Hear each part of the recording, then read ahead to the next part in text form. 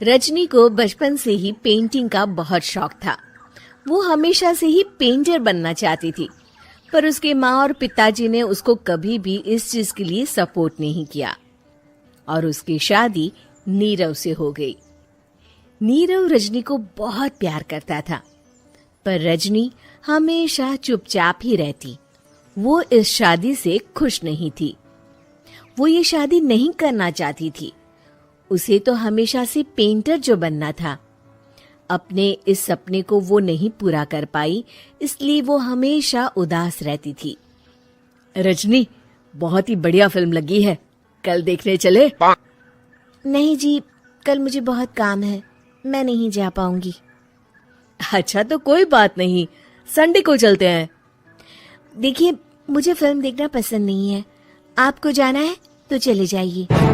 नीरव को मना करके रजनी वहां से चली जाती है और अपने बैग को खोलकर उसमें बंद पड़े ब्रश और कलर्स को देखकर रोने लगती है। रजनी, चलो ना कहीं बाहर खाने चलते हैं, कुछ तुम्हारी पसंद का। जी, मुझे नहीं जाना, मेरी तबीयत ठीक नहीं है। रजनी वहां से चली जाती है। नीरव को समझ नहीं आता कि रजनी उससे इतना दूर क्यों रहती है। वो जब भी उसके साथ वक्त बिताना चाहता है, रजनी कोई ना कोई बहाना बना देती है। एक दिन घर पर कोई नहीं था। रजनी घर का सारा काम जल्दी से खत्म कर लेती है।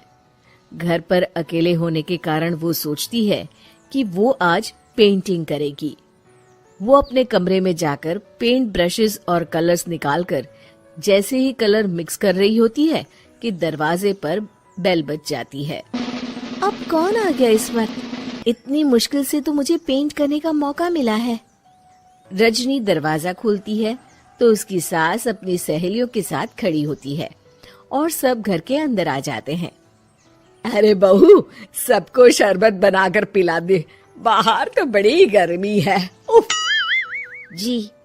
रजनी पेंट ना कर पाने से उदास हो जाती है। उसे गुस्सा भी आ रहा होता है कि उसने इस शादी के लिए हाँ क्यों कह दी। वो रसोई में जा रही होती है कि उसकी सास उसे रोकती है। बहू, सबके खाने का भी इंतजाम कर लेना, आज का लंच तो ये सब यहीं करेगी। हाँ। रजनी बिना कुछ कहे रसोई में चली जाती है। सबके लिए खाना बनाती है। सब खाना खाते हैं और रजनी घड़ी देखती है कि ये सब कब जाएंगे ताकि वो अपनी पेंटिंग कर सके। जब शाम होती है तब सब चले जाते हैं अपने घर। अरे बहू, सब तेरे खाने की तो बहुत तारीफ कर रहे थे, सबको बहुत अच्छा लगा खाना। आपको मुझे सुबह बताना चाहिए था ना कि आपकी सहेलियां आ रही है। पता भी है कितना वक्त लगा सारा खाना बनाने में। अरे बहू, तू ऐसे कैसे बात कर रही है मुझसे? तो और कैसे बात करूं? मैं इस घर की कोई नौकरानी नहीं हूं कि इतना काम करूंगी। रजनी अपने कमरे में जाकर दरवाजा बंद कर लेती है। शाम को जब नीरव आता है तो उसकी माँ उसे पूरी घटना के बारे में बताती है। क्या रजनी ने आपसे इस तरह बात की माँ? हाँ, और पता नहीं उसे क्या हो गया है, शाम से बाहर भी नहीं आई है। मैंने तो कई बार आवाज दी, खाना भी नहीं खाया उसने। तू ही बात करके देख ले बेटा। नीरव अपने कमरे का दरवाजा खटखटाता है। रजनी, दरवाजा खोलो, मैं हूं।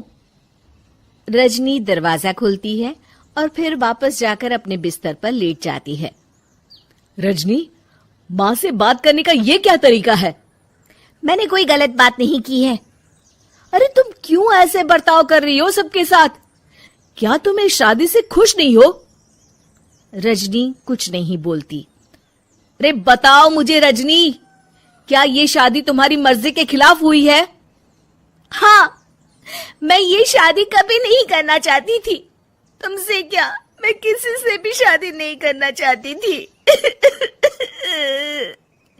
रजनी रोने लगती है। चुप हो जाओ रजनी, बताओ मुझे, तुम क्यों नहीं करना चाहती थी शादी? रजनी बेड के नीचे से अपने पेंटिंग्स, कलर्स, ब्रश, पेपर्स निकालती है। इतने में उसकी सास भी कमरे में आ जाती है। ये देख रहे हो, ये थे मेरे सपने।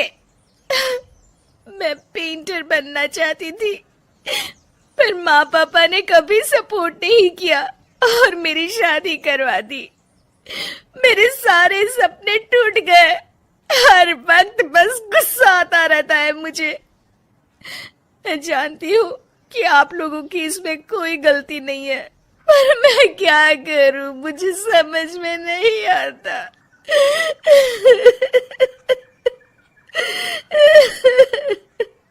रजनी फूट फूट कर रोने लगती है। मुझे माफ कर दीजिए, आप दोनों के साथ मैं बहुत बुरा बर्ताव कर रही हूँ। अरे रजनी बेटा, चुप हो जाओ तुम।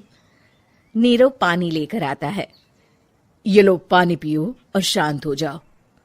रजनी पानी पीती है और उसकी सास पेंटिंग्स देख रही होती है। अरे नीरव, हमें तो पता ही नहीं था कि हमारी बहू कलाकार है। अरे कितनी अच्छी पेंटिंग्स बनाई है, देखो तो। ये वाली तो मैं अपने कमरे में ले जाऊंगी। आपको ये पेंटिंग्स अच्छी लगी? अच्छी नहीं, बहुत अच्छी लगी। और तुमने हमें बताया क्यों नहीं? तुम जब चाहे पेंटिंग कर सकती हो रजनी। हम तुम्हारे सपनों को पूरा करने में तुम्हारा पूरा साथ देंगे। हाँ बेटा, हम कला की कद्र करते हैं। हम कलाकार तो नहीं, पर मुझे गर्व है कि मेरी बहू एक कलाकार है। रजनी, नीरव और सास तीनों हंस पड़ते हैं।